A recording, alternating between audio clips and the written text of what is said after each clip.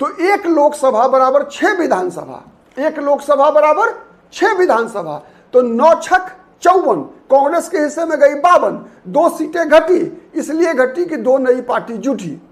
आई बात समझ में? 2 नई पार्टी जुड़ी है, मुकेश सहनी और पशुपति कुमार पारस, इसीलिए इन 2 पार्टियों के नाम पर कांग्रेस पार्टी से 2 सीटें घटाई गई है। एक इसका तर्क यह है, मुकेश सहनी की पार्टी लड़ी थी 3 लोकसभा सीट, तो 3 गुने 6, 2 सीट मुकेश सहनी से काट ली गई, मतलब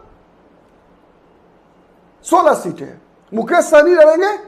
जो आरजेडी का प्रस्ताव है, अब तैयार कितना होते हैं मुकेश सहनी, फिर नेगोशिएशन होगा, दूसरे राउंड की बातचीत चलेगी, ये बात अलग है, सबसे होगी, कांग्रेस पार्टी भी करेगी। ऐसा थोड़े है कांग्रेस पार्टी को जो तेजस्वी यादव ने आंकड़ा दे दिया है उसी पर सहमति व्यक्त करेंगे, मुझे ऐसा नहीं लगता। तो ये 18 में से 2 घटा दीजिए, बच गए कितने? 16 सीटें ऑफर की गई है मुकेश सहनी को। तीसरे नंबर पे आइए सीपीआईएमएल। सीपीआईएमएल पिछली विधानसभा चुनाव में 19 लड़ी थी, 12 जीती थी, सबसे बेहतर स्ट्राइक रेट विधानसभा चुनाव में था 2020 में।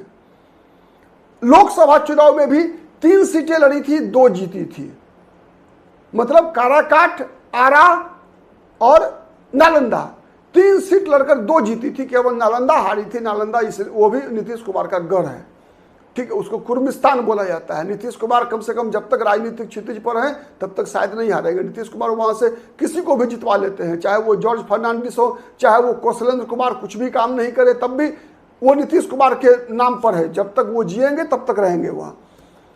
तो तब भी तो इसलिए 2 सीटें जीती, तो वहां भी 66% का स्ट्राइक रेट, इसीलिए इसका इनाम जो है वैसे 6 या 18 सीट पर दावा बनता है सीपीआईएमएल का, लेकिन सीपीआईएमएल को इनाम स्वरूप चूंकि उनका स्ट्राइक रेट सबसे बेहतर रहा, 4 सीटें बढ़ाई गई है, 22 सीटें, और 13 सीट बची। 13 सीट में सीपीआई, सीपीआईएम और पशुपति कुमार पारस, उसमें 5 सीटें पशुपति कुमार पारस, 5 सीटें सीपीआई और 3 सीटें सीपीआईएमएल, सीपीआईएम को दी गई, मतलब 35।